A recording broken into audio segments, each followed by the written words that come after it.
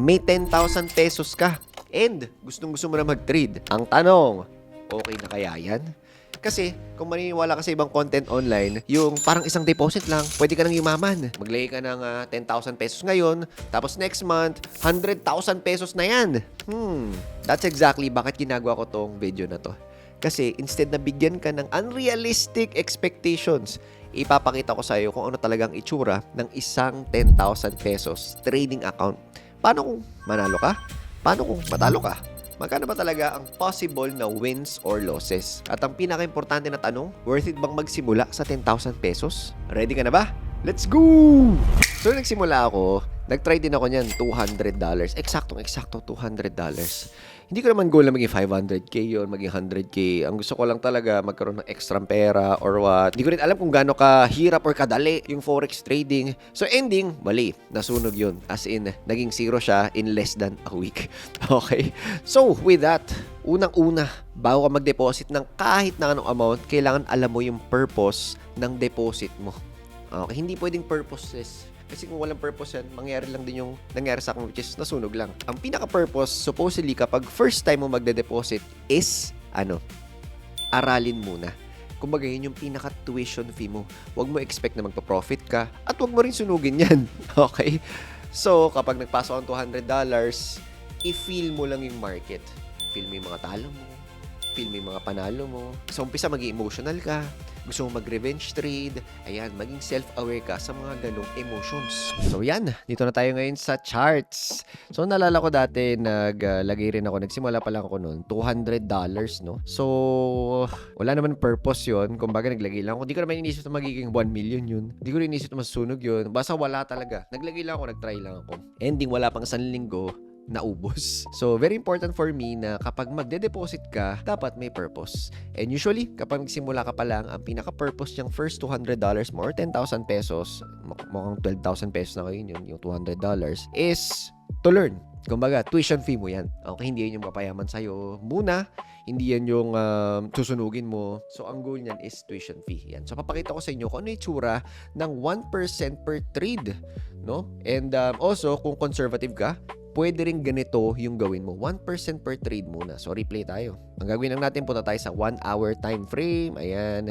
Kapag simula ka pa lang, very important na dito ako magsimula. Hindi masyadong mabagal, hindi rin masyadong mabilis. So, tingnan natin kung hanggang saan masyadong malayo na to. 2025 tayo. Yan. Start new.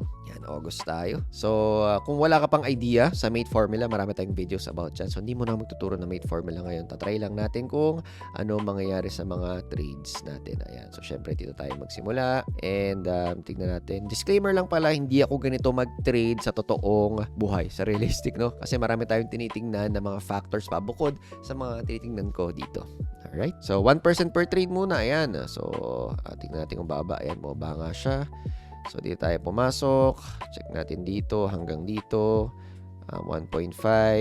Ayan, 1:1.5 lang muna. Alright. So, again, lagay ko lang dito yung 10K natin. Ayan, 1% per trade. Ano 1% ng 10K? 100 pesos. So, around $2. Pwede lang yan yung 100 pesos or $2 kapag nasa, major pairs ka. Wag yung gold. Okay? So, tingnan natin mangyayari. Ayan, talo tayo. So, kung natalo tayo, ang mangyayari dito ay, so, yung $200 mo, negative $2. Ayan, negative $2 tayo sa first trade natin. So, hanap pa tayo. So, since pataas pa siya, check natin kung, ayan, pumunta ang price dito banda. Ayan. Ayan, so umangat. Hintayin natin bumaba. Alright, so ayan, bumaba. So, sample lang naman to. Sige, pasok tayo. Okay. Alright, ayan. So, talo ulit, diba? So, meron ka ulit. Negative $2. Alright. So, ano ulit tayo? Check ulit natin yung mga next. Ayan. So, umangat. Alright.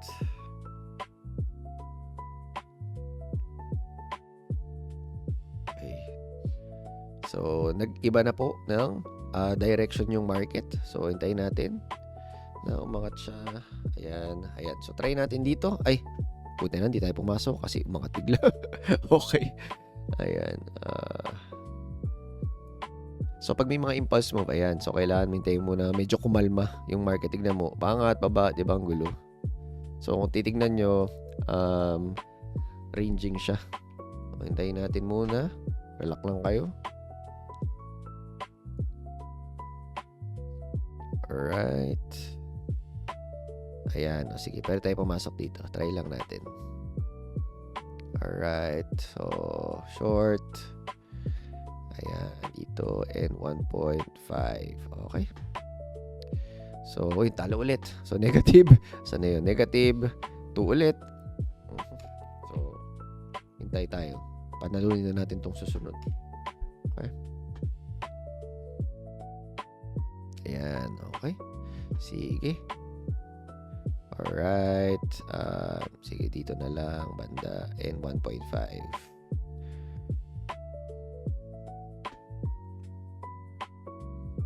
Ayan. Alright. So, meron tayong positive 3. Ayan.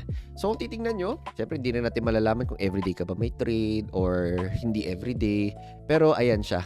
Okay. So, kailan ba tayo nagsimula? Around dito ata banda, no? So, this is August 13 and then this is August 29. Di ba? Matagal-tagal yun. Pero don't worry. 7 naman yung currency pairs.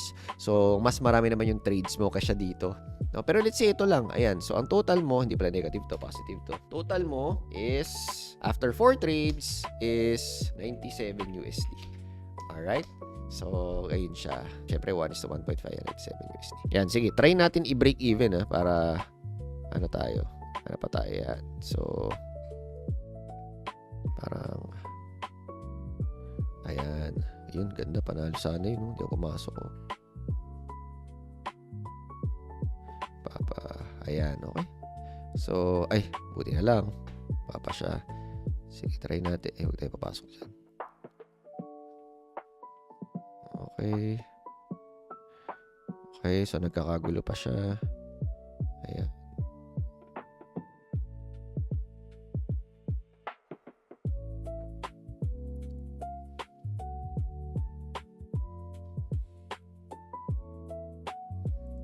Okay. Di ako nakapasok. Okay. Ayan. Sige. Try natin dito. Alright. Dito tayo. And 1.5. Okay. Sige. Ayan. So, mukhang talo to. Talo. Ayaw umangat. Ayun, talo. So, ayun. So, after, sana ang ating, nawala na yung ating kopyahan, no? Nawala. Ulitin ko na lang. $100, negative 2, negative 2, negative 2, positive 3, negative 2. So, ang total nito ay, ayan, so $95.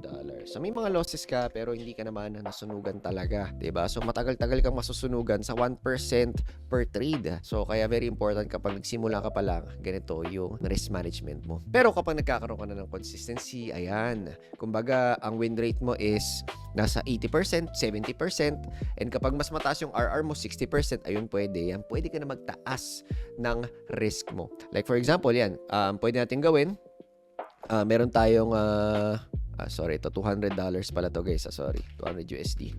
So, meron tayong, ito naman, next natin is meron tayong 200 USD rin, pero ayun, maganda na yung win rate mo, and pumapaldo ka na talaga sa market, consistent ka na, ayan, pwede ka mag-angat up to 5%. Yung iba, 10%, pero ako, suggest ko sa'yo, 5% lang. So, try natin kapag 5%. Pura tayo sa 1 hour. Ayan, sige. Hopefully, makarating tayo sa mas magandang market condition, no? Kasi hindi ko talaga titrade yung range na yan, no? So, tingnan natin. Alright.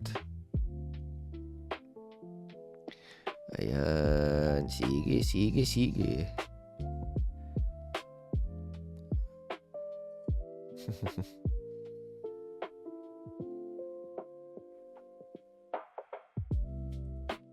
Okay. So, pababa yung market. Yun na, bumaba na siya ng bumaba, oh. Okay, okay. Angat pa yan. Ayan. Angat pa. Angat pa. Ayan, okay. Sige, pwede na rin dito. Pasok tayo dito. Stop loss natin dito. And then 1.5. Alright. Sige, try natin kung ano ang mangyayari. Ayan. So, panalo. So, ang gagawin natin ay, so kung pumapaldo ka na talaga, yun yung mangyayari. Meron kang dito 10 USD. Ay, sorry, hindi 10 USD. Meron kang 15 USD. So, meron kang 15 USD. O, di ba? Maganda-ganda na agad. Pero usually, dapat yung mga A+ setup lang yung mga ganyan, yung mga 5%. So, hanap pa tayo ng malupit. Ayun. Sige, sige. Silip lang ako. Silip. Okay. Sige, pwede. Oh, pero mukhang bababa siya. So, ito, isa tong risky move. Try natin. O, risky move to, no? Ano mangyayari dito? Ayan. So, wag nyo tong gagawin. So, example lang po ito. Ayan. Okay. So, meron tayong another. Ito. 15 USD ulit. Diba? Ayan. So, try ulit natin mag-trade.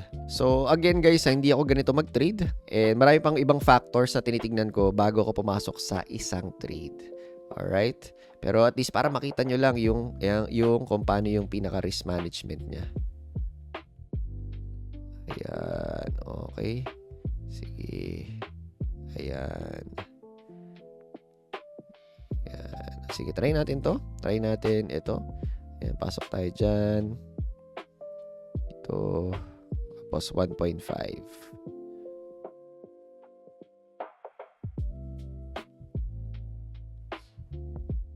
Ayun, so talo tayo. So talo tayo ng 10 USD. Ayan. Negative 10 USD. So ano pa tayo? Shoot pa tayo. So try natin dito. Ayan, sell tayo dito. Okay. 1:1.5. Ayun, so talo. Alright. So, negative 10 USD. And last one. Check pa tayo ng trade. Ulit tayo. What ka pa? Ayan. Ayan. So, try natin dito. Sell ulit. Alright. 1.5. Ayan.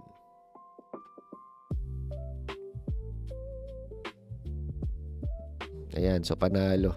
So, okay na to, no? 5 trades tayo plus 15 USD. So, total natin, meron na tayong 225 USD.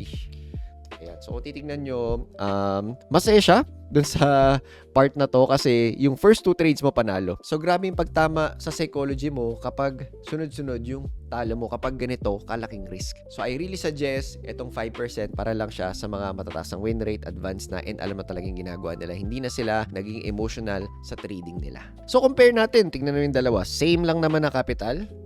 Diba? So, anong mas mabilis? So, for sure, mas mabilis talaga yung aggressive. Pero, ano tingin mo yung mas sustainable? Not necessarily naman dun sa account mo, sa portfolio mo. Pero, syempre, sa psychology mo. I think, mas sustainable talaga itong conservative, which is yung 1%. So, yan yung pinaka-difference nila. Hindi lahat ng mabilis, hindi lahat ng malaki yung kinikita, maganda. Okay? Or long term. Hindi naman lahat ng mabagal din or maliit yung kita, nakatamad or boring or masama.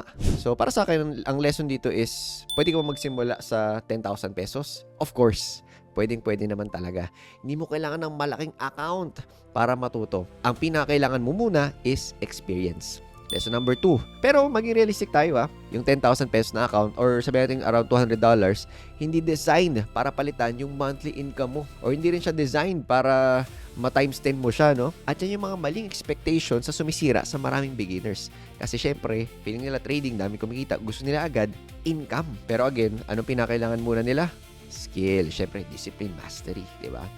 Lesson number 3, the smaller the account, the more important discipline becomes. Kasi every maling desisyon, mas ramdam mo at kapag emotional ka, mas mabilis maubos ang account mo. So remember guys, sa malit na account pa lang, dapat discipline ka na. Okay? Hindi ka magbabago kapag mas malaki yung account. And lesson number 4, most beginners think, kailangan kong kumita. Professional traders think, kailangan kong ma-survive to. Because if nag-survive yung account mo, you get another opportunity. Kapag ubos na, wali na. Back to zero ka ulit.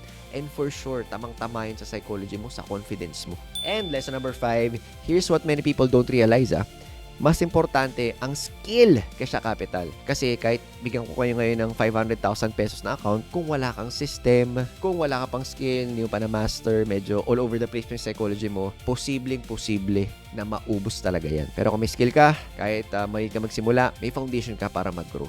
And baka yun yung pang-ready mo rin sa prop firm journey mo. So, final reality check, good ba talaga ang 10,000 na starting capital? Yes! Kung ang goal mo ay matuto at mag-practice at mag-build ng confidence, mag-build ng consistency. Pero kung expectation mo ay magalagay ka ng 10K tapos maging full-time trader ka na, kailangan natin maging realistic. Wala talagang shortcut sa Forex. It's a high-income skill. It's long-term, no? And it's your vehicle to success. And yung success, it will take time. So, kung nakahelp sa'yo itong video na to, like mo naman and comment ano yung gusto nyo pang reality check sa Forex trading. And if you want to take it to the next level and start learning Forex the right and structured way, you can start by joining our community of 20,000 plus students inside the 30-Minute Traders. Yan, may link sa baba, sa description area. Click mo lang and I'll see you sa next video. Let's go!